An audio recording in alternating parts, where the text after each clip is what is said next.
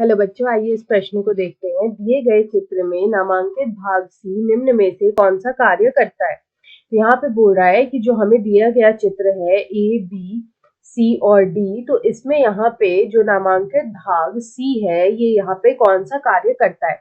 विकल्प ए है शरीर के ताप का नियमन, विकल्प बी है आमाशय के श्रावणों का नियमन, विकल्प सी है सीखना और विकल्प डी है मुद्रा को बनाए रखना। तो यहाँ पे हम सबसे पहले इस प्रश्न की मुख्य अवधारणा देखेंगे। तो यहाँ पे अगर इस प्रश्न की मुख्य अवधारणा लिखे तो हमें जो यहाँ पे चित्र दे रखा है वो है यहाँ पे मानव मस्तिष्क का। तो यहाँ पे ये जो चित्र हमें दे रखा है ये चित्र है मानव मस्तिष्क का।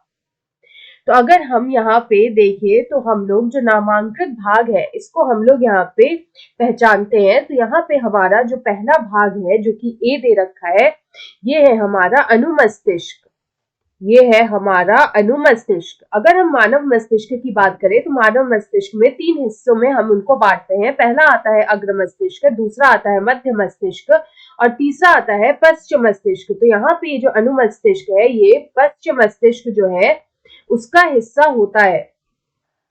उसके बाद अगर हम लोग यहाँ पे बी जो देखें तो हमारा जो भाग बी यहाँ पे दे रखा है वो है प्रमस्तिष्क, वो है प्रमस्तिष्क। तो यहाँ पे ये जो प्रमस्तिष्क है ये अग्र मस्तिष्क में पाया जाता है।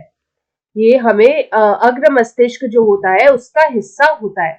अगर हम लोग यहाँ पे सी देखें तो ये जो सी है ये है मेड्यूला, जो सी है वो है मेड्यूला और ये जो मेड्यूला है ये भी पश्चिम मस्तिष्क का हिस्सा होता है।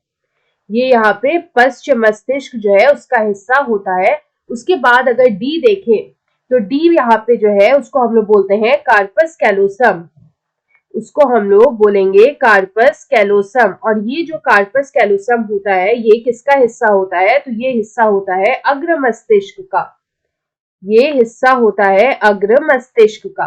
तो यहाँ पे हमसे जो पूछा है कि जो चित्र में जो नामांकित भाग सी है वो कौन सा कार्य करता है, तो हमारा जो नामांकित भाग सी है वो है मेड्यूला। और ये जो मेड्यूला है ये यहाँ पे पश्चिम मस्तिष्क का हिस्सा है। तो यहाँ पे ये क्या कार्य करता है, तो हमारा जो श्वासन होता है, हमारा जो श्वासन होता है या फिर हमारा जो हृदय की जो गति होती है या फिर हमारा जो पाचन का जो केंद्र होता है, हमारा जो पाचन का जो केंद्र होता है ये इसको यहाँ पे नियंत्रित करता है, ये इसको नियंत्रित करता है। इसके अलावा अगर हम देखें तो ये जो मेड्यूला होता है यही यहाँ पे आमाशय के श्रावणों का भी,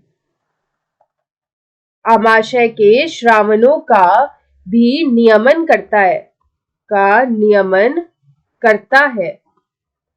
तो यहाँ पे अगर हम देखें तो हमारा जो भाग सी है, जो नामांकित भाग सी है उसको हम लोग बोलेंगे मेड्यूला और ये जो मेड्यूला है ये आमाशय के श्रावणों का नियमन करता है। तो यहाँ पे विकल्प बी जो है वो हमारा सही उत्तर हो जाएगा। आशा है आप इसे अच्छी तरह समझ गए होंगे। धन्यवाद।